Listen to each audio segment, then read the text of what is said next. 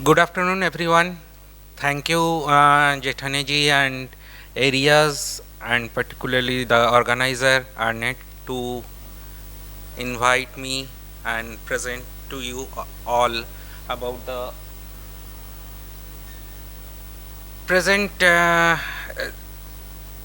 scenario of carbon market, how it will able to help the development of low emission or emission less solution development, including renewable energy, which constitute maximum part of it.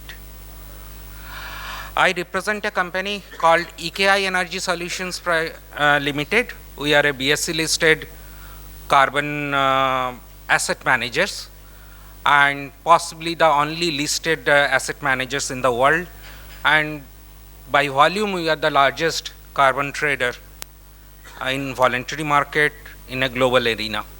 Almost 90% of Indian volume and 30% of the world volume are operational offices, and 40 country projects we are dealing on. So everybody is aware about global warming. I am not going into details of it, just putting it in context. Now, what are the major emitting sources? Major emitting sources are power, definitely, then transport, industry, farms, and cities. Now, coming back to the net zero concept, the imbalance between the GHG emitted by a anthropogenic activity, by human induced activity, and the natural sinks we have in the form of vegetation and ocean. They are natural sinks which absorbs carbon dioxide and other GHG gases from the atmosphere. There is an imbalance. We emit more than what is the earth capacity to again absorb. Due to that imbalance, we are facing this global warming issue or temperature rise or what we call climate change.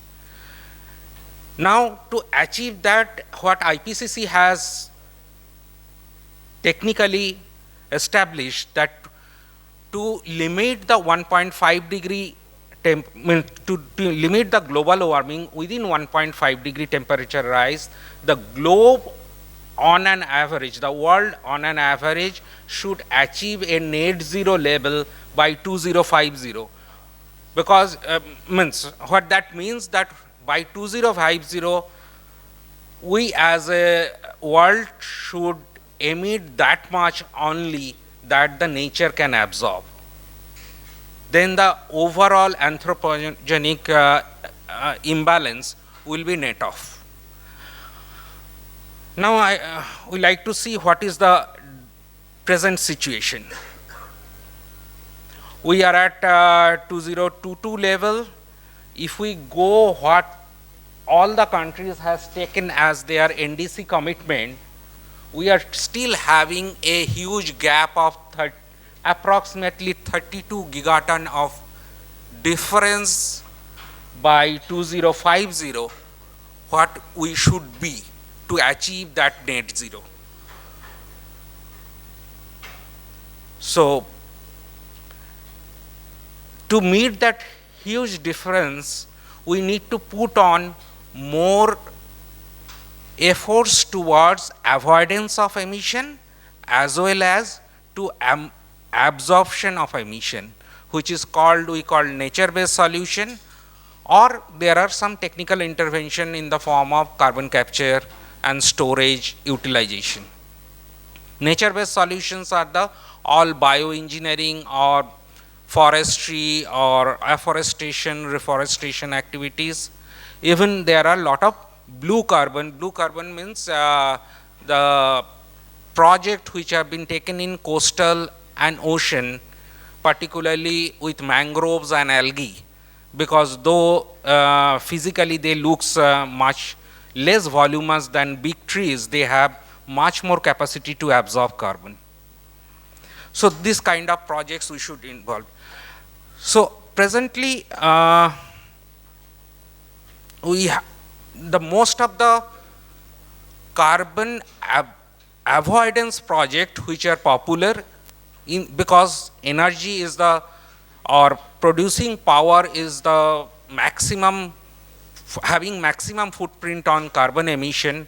So avoidance in shifting the power source from carbon intensive or fossil fuel towards renewable energy or bioenergy. Bioenergy, though they emit carbon dioxide, being the cycle is too small, means the time period of the cycle is too small, it considered as a renewable energy. You people knows that far better than me from MNI.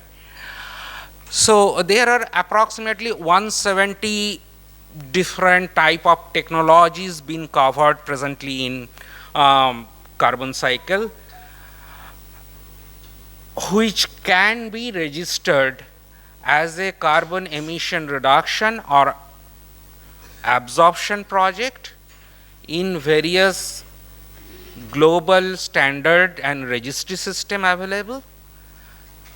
And then that registered project during its operation with proper monitoring as being going to be laid out into the registration process will be issued credit or has been issued credit for past. We have experienced this in India, is participating various private initiative being participating in India from 2006, 7 onwards, and there is India was the largest supplier of carbon credit during Kyoto time, Kyoto Protocol time. KP first period was 2008 to 2012, and second period was 2012 to 2020. We are the largest supplier. We have seen a price of per tonnage of emission reduction has achieved 18 to 20 euro, but it was almost died down near to zero during 14-15, and later on with the Paris Agreement, when this regulatory market transformed into a voluntary market. The main difference between Kyoto, it was a given target to the Annex 1 or developed country to reduce some, and they used to purchase from developing nation. Now everybody has taken target in terms of their nationally determined contribution, like India has also taken target. But it given a push of every stakeholders, including the corporate, to take up their voluntary commitment to go towards net zero or carbon neutrality, which has created a voluntary market where the carbon credit on the similar principle that has been developed during CDM was been now practiced in through various voluntary registry like VCS, Gold Standard, or GCC. Voluntary Carbon Standard, and GCC is full form Global Carbon Council. These are the independent voluntary registry system where project, whatever you have, from the morning I have seen whatever project been projected either in the distributed or renewable sector or in the centralized sector, all can be very well been registered in different kind of registry based on their applicability. And particularly I want to say here that all this decentralized system, though the generation, because the credit, carbon credit is directly linked to the power generation that will be going to happen, or the energy generation that will be going to happen in decentralized system, though the volume will be small, but there is a procedure of labeling those credits under various SDG, Sustainable Development Goal scheme, and all those decentralized scheme will be treated at a very high value, like comparing to a community-based solar lighting system, which I am seeing from Tripura being presented. The price of that carbon credit will be 4 to 5 times high than a centralized 100 megawatt solar power project credit generating out of solar power project, which is supplying to the grid, because of its co-benefit, associated co-benefit. So carbon offset calculation is the basic calculation is very simple. What was the baseline? Before that intervention, what was the practice? What was the emission in that practice? And due to this intervention, what is the emission reduction that is happening? That's the basic concept of carbon emission reduction calculation. It has been done through various standards in a very detailed way, and there are two sets of audit being done by independent auditor set up by the party. The process is detailed to see there is no leakages or there is no overestimation of the credit, because ultimately it will be counted into the overall emission reduction of the world's efforts or country's efforts and that region's efforts. History of carbon market, I am not going in that details.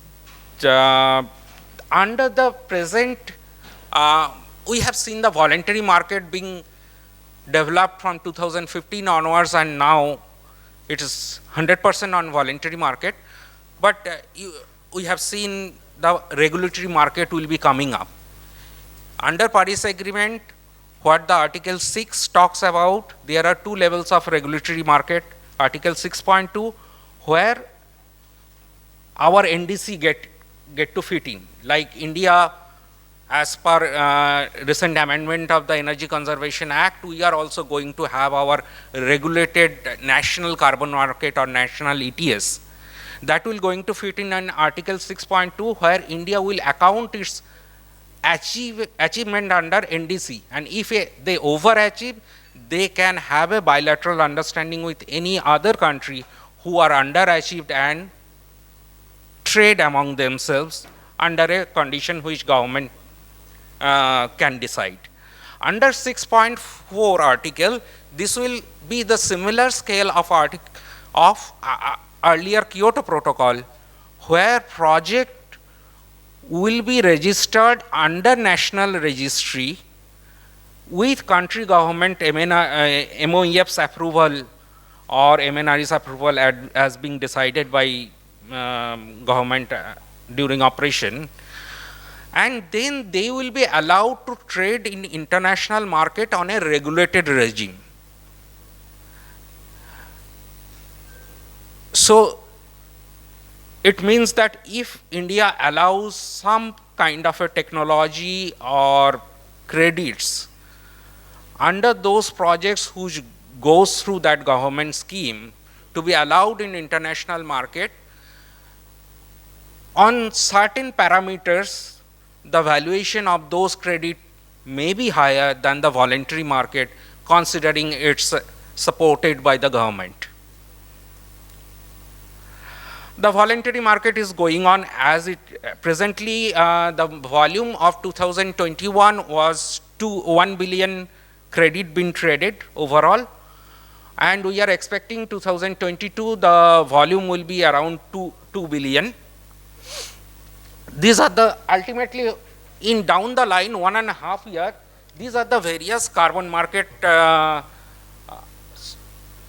possibilities for all the project developers who are doing some kind of project intervention to reduce their emission reduction than the baseline, has the possibility to trade their carbon emission reduction as a commodity in different kind of market.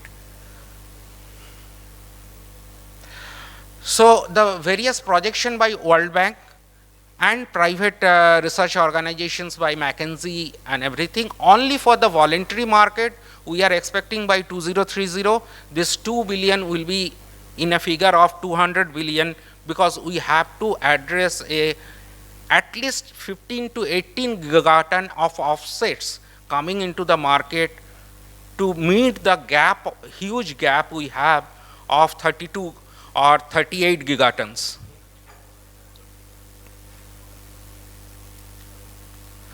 I am not going.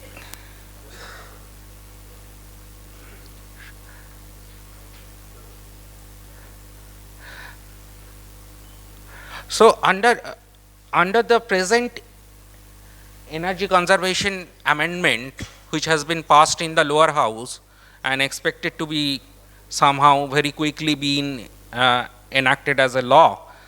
This will be the structure of the, as per the enactment, will be the regulatory structure of the market, which national ETS will going to have, where all the present environmental derivatives of PAT and REC will be merged together, and there is a provision that voluntary carbon credit may also participate as a contributor in that market, as a seller into the market.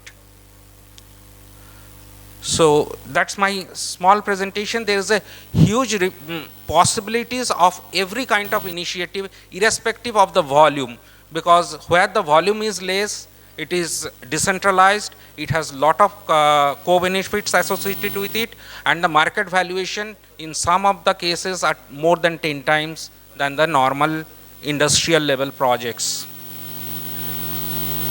These are